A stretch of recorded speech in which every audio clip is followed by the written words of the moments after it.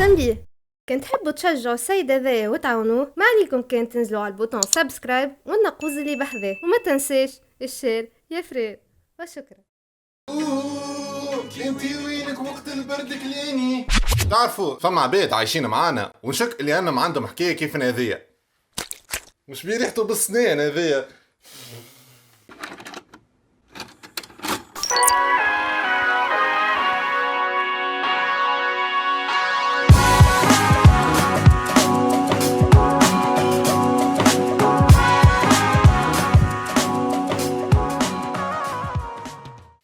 يو شنو معناتها دماغ وكيفاش يخدم المخ؟ زعما يولي الانسان قادر انه يسجل المخ نتاعو في الفلاش ديسك هذايا ولا في الديسك دور هذايا، زعما يوصل الانسان للمرحله نتاع الفكر الابدي. هذه حكايه اليوم مش نشوفوها في خرمولوجيا. الفيلم اللي باش نحكيو عليه اليوم واللي باش يجاوب على الاشكاليه هذيا هو ترانسندنس، فيلم مؤثر فيا برشا وخليني نبربش بما فيه الكفايه في الموضوع هذايا. فيلم من اخراج ويل فيستر. صحيح الفيلم هذاك اللي على راسه في البوكس اوفيس، اما تقعد الفكره نتاعو اوريجينال. كريم فكرة أوريجينال.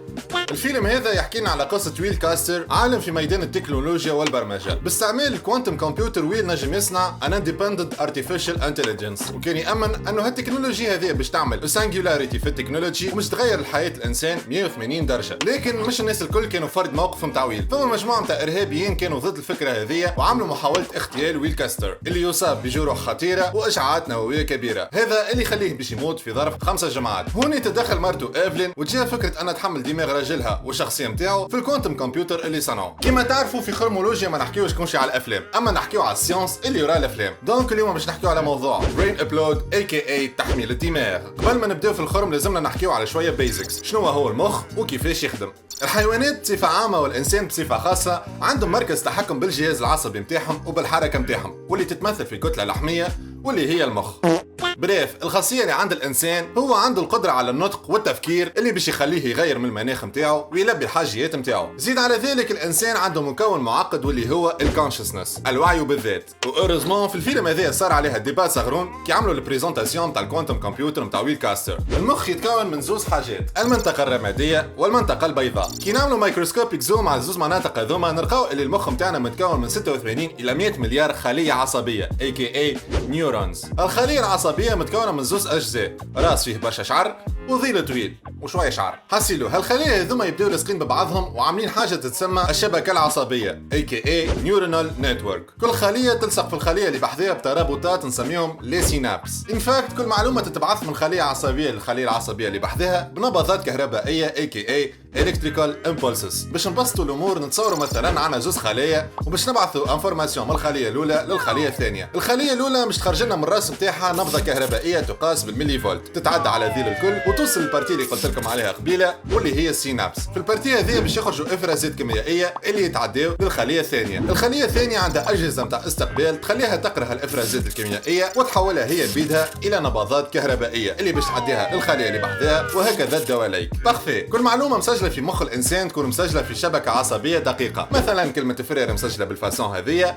وكلمه فريس تكون مسجله بالفاسون هذيا. نحب نلفت انتباهكم ان الخلايا العصبيه مش موجوده كان في المخ، اما موجوده في الجهاز العصبي في الكرش نتاعنا في برشا بلايص اخرين باش تكون رده الفعل واخذ القرار سريعه برشا وتحمي الانسان من اي مخاطر. بالتقدم التكنولوجي في الطب ولاو العلماء قادرين انهم يعملوا تخطيط كامل على النشاط الدماغي في المخ. بلغه اخرى ولينا نجم نشوف المخ نتاعنا كيفاش يخدم في كل لحظه، وهكا العلماء اكتشفوا كل منطقه على شنية مسؤوله. مثلا المنطقه هذه مسؤوله على النطق والمنطقه هذه مسؤوله على الحركه، وزعما اكتشفوا منطقه لاهي بالفريريزم.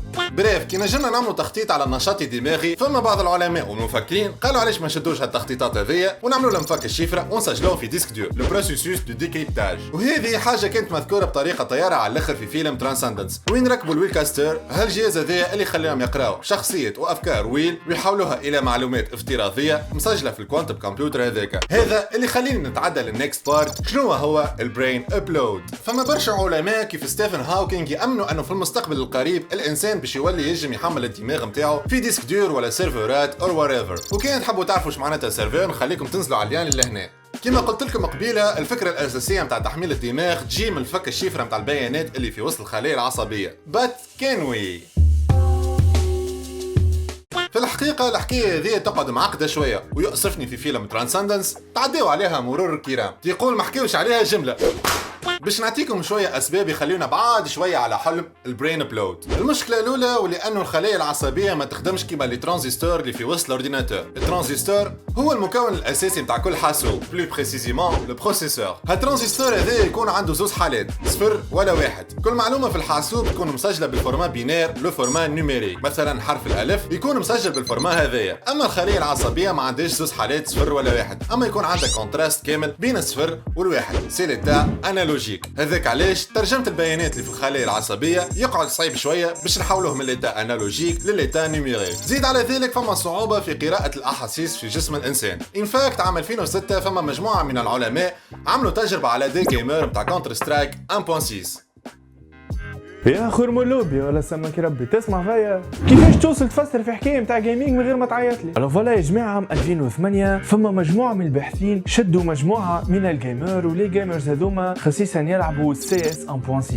حطوا لهم فوق ريوسهم ماكينه، الماكينه هذه اسمها الكترو انسيفالوغرام. الماكينه هذه تولي عندها كاباسيتي كبيره، هو انه تخول لي شيرشور ينجموا يقراو ولا يترجموا البيانات اللي تصير في مخ الجيمر وقت اللي نجم يلعب CS 1.6. تكنولوجي ولا القطعه هذه العلماء وصلوا يعرفوا وقت اللي الجيمر كي يبدا يلعب قبل ما ياخذ ديسيزيون نتاعو، يعرفوا اسكو باش يمشي على اليمين ولا على اليسار ولا اي اكشن باش ياخذها في وسط الجيم. ما القطعه هذه كان فيها مشكل، هو انه وقت اللي الجيمر ولا البيرسوناج يموت في وسط الجو. وهذا كل علاش خاطر وقت اللي يموت الجيمر ولا البيرسوناج في الجو يصير نشاط في الدماغ كبير برشا. بيان سور هذا كل ناتج عن خيبه امل والا عصبيه كبيره. تلمون نشاط دماغي هذا كبير برشا يوصل انه لدرجه يفسخ البيانات الكل، وما تنجم الماكينه هذيك تركورد عليه بيانات اخرى الا بعد وقت معين. قد كان معكم مراسلكم دراكوير. بالله يا خرمولوبيا نحيك البونيه اللي فوق راسك، ياسر عملت بها العار. مش عجبتك البونيه؟ ابارامون مغروم برشا بشعرك انت. بريف. المشكلة الثانية واللي هي السرعة اللي يتنقلوا بها المعلومات في وسط الخلايا العصبية. نقارنوا مثلا الخلية العصبية متاعنا بأقوى كونيكسيون في تونس واللي هي توب شيت، نقص التوب نت. السبيد والبينج بتاع الخلية العصبية باش يكون أسرع من أي كونيكسيون موجودة على وجه الأرض، وتكون ردة الفعل متاعها في أقل من ملي سكوند. ثالث مشكلة واللي هي طاقة التخزين متاع المعلومات في الخلايا العصبية. تصوروا الخلية العصبية اللي قد شبر عندها كاباسيتي دو ستوكاج 2.5 بيتا بايت، معناتها الديسك دور هذايا نمشي نطيشو في الزبلة. بلغة أخرى المخ متاعنا عنده القدرة أنه يسجل 1 تريليون جيجا بايت، معناتها 1 و18 صفر. سو كيفاه لازمنا السيرفرات وسيرفرات باش نسجلوا دماغ بشري واحد. يزحي. رابع مشكلة مازال ما عندناش بروسيسور قادر أنه يعمل لا سيميلاسيون كومبليت نتاع النشاط الدماغي في المخ. اسكو تتفكروا الشبكة العصبية اللي قلت لكم عليها قبيلة؟ با لازمنا ان بروسيسور يكون تري بويسون باش يجم يعمل لا سيميلاسيون نتاع الشبكة العصبية هذيا. بلغة أخرى لازمنا يكون عندنا بي سي يكون 10,000 مرة أقوى من الخرموط تاون هذايا. خامس وآخر مشكلة واللي هي قراءة البيانات. ما نجموا نعملوا قراءة البيانات كان ما يبدا المخ اون اكتيفيتي سيريبرال، معناتها واحد يبدا ميت ما عادش نجموا نقراو البيانات نتاع المخ نتاعو. وهذاك علاش فما ريشيرش كبيرة في الميدان هذايا. لازمكم تعرفوا مش المشاكل هذوما باش يوقفوا العلماء نتاعنا على الابحاث والاعمال نتاعهم. اي وي بيبي. في 2011 فما شله نتاع علماء عملوا بروجي مش نورمال واللي هو لو بروجي اوبن وورم اللي عملوا فيه لا سيميلاسيون نتاع مخ الدوده هذيا سي اليجنس. لا بارتيكولاريتي عند الدوده هذيا في عظمى عندها 86 مليار خليه عصبيه، عندها كان 302. هذاك علاش العلماء في انحاء العالم عملوا تخطيط ومابينج نتاع النيورونال نتورك نتاع الدوده هذيا. في 2015 فما السيد هذايا عمل تحميل البروجي اوبن وورم في الروبو هذايا اللي صنعوا من ليجو وسام سانسرز، واكتشفوا انه الحركه نتاع الروبو هذايا والسي اليجنس متطابقين 100%. اما لازمكم تعرفوا ما عملنا سيميلاسيون كل لي زاكسيون موتريس نتاع الدوده هذيا، جهاز الحركه. اما بالنسبه للانسان تقعد الحكايه هذيا معقده شويه، ابار انه النمبر دي نورون يكون كبير برشا ما زالت عندنا صعوبه باش نترجموا واش معناتها كونشسنس واش معناتها احساس. اجمل احساس فين يكون كيما قلنا لك ما عادش تغني. يقول القائل بصعوبات هذوما الكل فما علماء قاعدين ينفستيو في الوقت نتاعهم وفي الفلوس نتاعهم في الدومين هذا. السؤال نتاعنا علاش مهبلين رواحنا في البرين ابلود؟ الفكره الاساسيه نتاع البرين ابلود هي محاوله الانسان للوصول الى الفكر الابدي، كما في فيلم ترانسندنس كي عملنا تحميل الدماغ نتاع ويل كاستر ولا ايمورتال، هذا اللي يخليه يوصل للفكر الابدي ويخليه يطور الكوميونيتي نتاعو. يعني مثلا نصوروا مخ ايلون ماسك يقعد حي معنا ويطور لنا ديما الدومين سباسيال. ثاني فكره واللي هي البرين ترانسفير، اللي يحكيوا عليها في فيلم سيلفلس. دايوغ فيلم ننصحكم انكم تتفرجوا فيه. الفيلم هذا يحكي لنا على كيفاش نعملوا قراءة البيانات في المخ العبد الاولاني ونحولوها للمخ العبد الثاني. طريقة اخرى العبد الثاني نقضيو عليه ونعوضوه بالعبد الاولاني، وهكا يولي عندنا اكسي للإيمورتاليتي. ثالث فكرة واللي هي الهيومن اركايفز واللي يحكيوا عليها في انيم اسمه سايكوباس. سبويلر اليرت.